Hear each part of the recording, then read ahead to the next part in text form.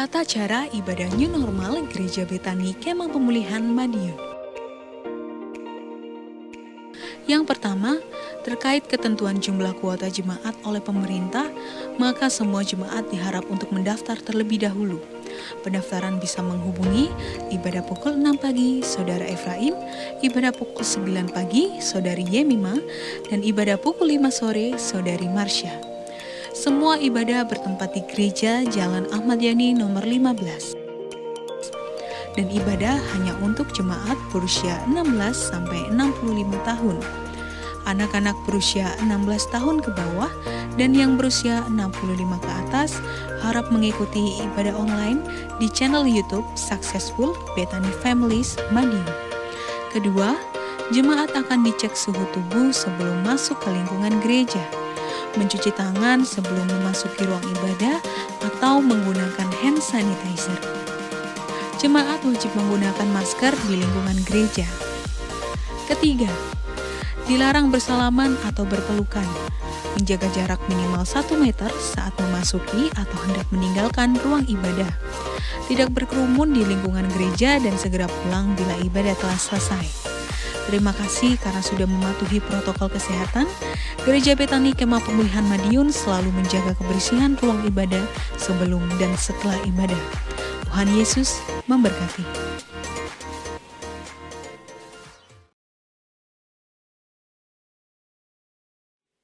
Shalom kekasih Tuhan. Sore hari ini sama-sama kita mau datang di hadapan Tuhan. Kita mau beri waktu kita yang terbaik untuk kita datang menyembah Tuhan kita. Sama-sama kita mau siapkan hati kita. Bapa, di dalam nama Tuhan Yesus mengucap syukur Tuhan, pemeliharaanmu, penyertaanmu, pertolonganmu ya Bapa.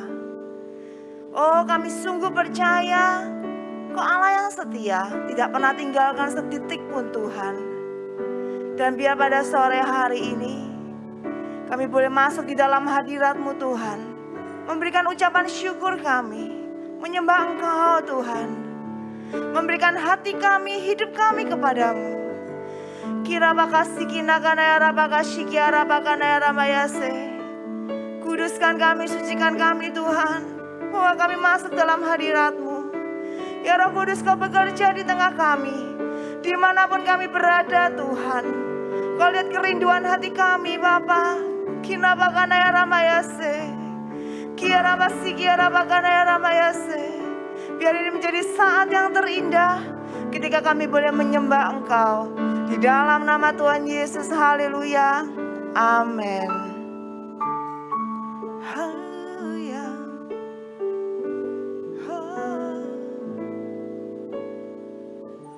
Saat ku menyembah-Mu, Roh-Mu bekerja.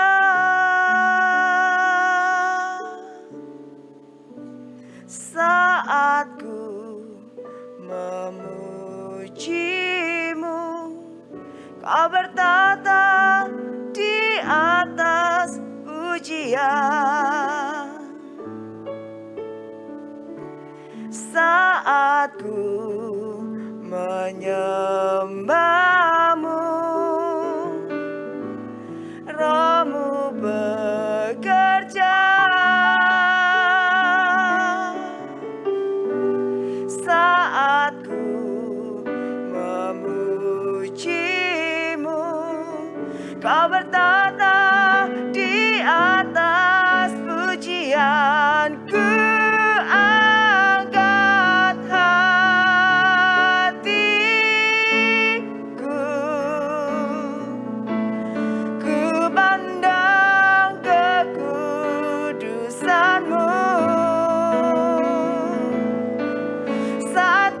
Sembah, ku puji-Mu, ku rasakan kehadiran-Mu Tuhan.